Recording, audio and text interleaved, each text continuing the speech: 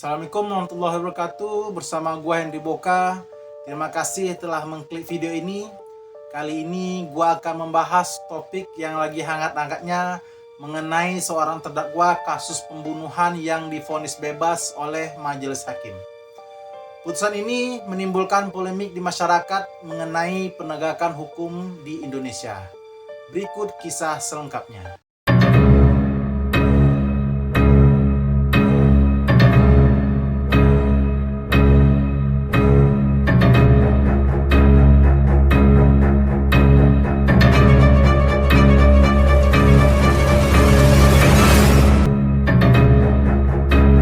Nisera Afianti alias Andin yang berumur 29 tahun berasal dari Sukabumi, Jawa Barat, diduga dibunuh oleh teman lelakinya Gergerius Ronald Tanur alias Ronald yang berumur 31 tahun.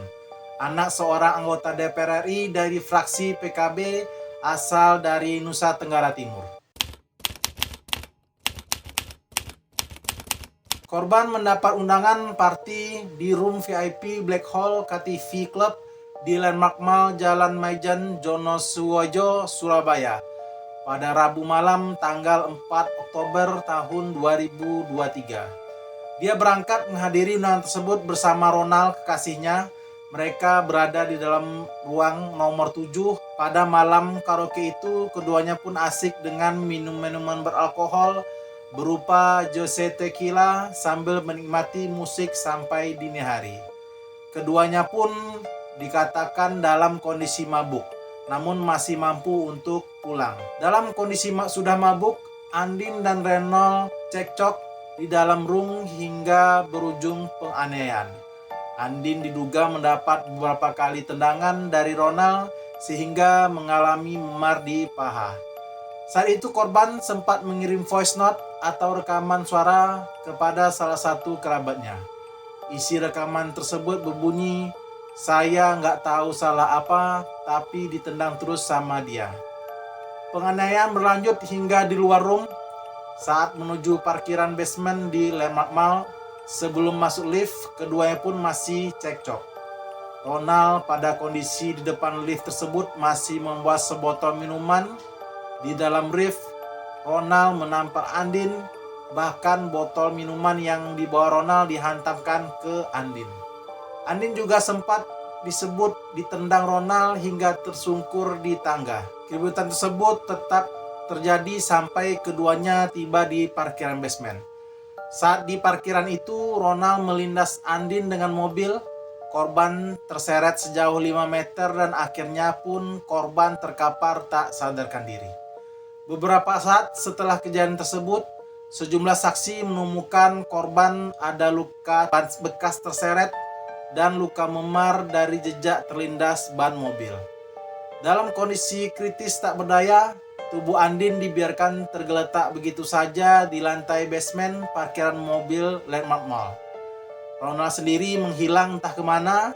Ada yang menyebut anak anggota DPR RI ini balik lagi ke room VIP Black Hall KTV untuk beberapa saat. Setelah kembali, Ronald memasukkan Andin ke dalam mobil, namun bukannya di kursi penumpang, malah diletakkan di bagasi. Parahnya lagi, meskipun tahu kondisi Andin sudah kritis, Ronald malah membawa Andin ke sebuah apartemen. Di sana pelaku memberi nafas buatan, namun korban tidak bereaksi. Ronald lalu membawanya ke Rumah Sakit Nasional Hospital Surabaya, namun nyawa Andin sudah tidak tertolong karena sudah meninggal dunia. Karena dianggap janggal, jenazah korban langsung dirujuk ke RSUD Dr. Sutomo untuk dilakukan otopsi. Kasus tersebut berujung pada pengusutan oleh pihak kepolisian dan berhasil mengungkap Gergerius Ronald Tanur.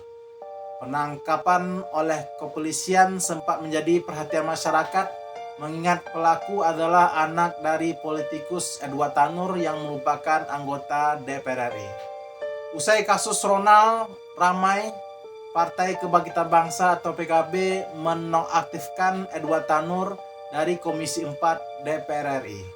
Sekretaris Jenderal PKB Hasanuddin Wahid mengatakan penonaktifan Edward ditujukan agar dia dapat fokus menyelesaikan masalah tersebut dalam proses di kepolisian Surabaya.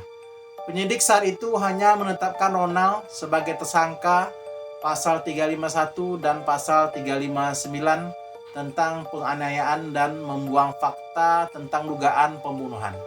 Akan tetapi pada saat kasus tersebut disidangkan di Pengadilan Surabaya, tim jaksa penuntut umum menambahkan penjeratan dakwaan mengenai sangkaan pasal 338 KUHP tentang penganiayaan dan pembunuhan dengan tuntutan 12 tahun penjara dan membayar restitusi bagi keluarga korban sebesar 263 juta rupiah.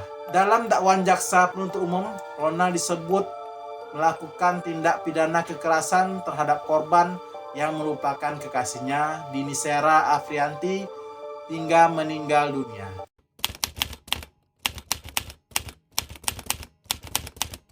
Perkara yang menjerat Ronald ternyata tak semulus yang dikira, sebab berkas perkara dari polisi ke Kejari Surabaya sempat mondar-mandir karena dinyatakan belum lengkap. Sorotan kali ini kembali tertuju ke polisi dan kejaksaan. Hingga pada Kamis 17 Januari 2024, berkas yang diterima Kejari Surabaya dari kepolisian dinyatakan P21 atau lengkap. Dari sini babak baru kasus pembunuhan Ronald memasuki persidangan. Sidang perdana Ronald sendiri diketahui digelar secara daring di Pengadilan Negeri Surabaya pada tanggal 19 Maret 2024. Sedangkan Ronald tampak mengikuti dari balik layar di rumah tahanan Kejari Surabaya. Namun setelah selesai menjalani proses persidangan yang cukup panjang, Majelis Hakim dalam putusannya pada tanggal 24 Juli 2024 berkata lain dengan memvonis terdakwa bebas. Ketua Majelis Hakim Erintua Damanik menyatakan Ronald tidak terbukti secara sah dan meyakinkan telah melakukan pembunuhan maupun penganiayaan yang menyebabkan korban tewas. Hakim menilai terdakwa masih berupaya melakukan pertolongan terhadap korban pada masa kritis. Terdakwa disebut juga sempat membawa korban ke rumah sakit untuk mendapatkan pertolongan. Erintua juga berpendapat bahwa korban meninggal bukan karena luka yang disebabkan oleh penganiayaan terdakwa. Menurutnya korban meninggal karena minuman keras yang ia konsumsi. Putusan ini disambut tangis Ronald. Ia lantas beranjak dari kursi pesakitan dan tampak berdiskusi dengan tim penasehat hukumnya. Ronald lalu menyebut vonis yang diterimanya merupakan pembuktian dari Tuhan. Atas putusan tersebut membuat heboh masyarakat Indonesia. Sampai-sampai Komisi 3 Dewan Perwakilan Rakyat DPR RI yang membidangi hukum, hak asasi manusia dan keamanan memanggil pengacara korban untuk melakukan klarifikasi. Saat klarifikasi dilakukan, Wakil Ketua Komisi 3 Ahmad Syaroni sampai mengecam hakim yang bertugas pada kasus tersebut. Saat ini Majelis Hakim telah diperiksa oleh Komisi Yudisial dan belum keluar hasilnya.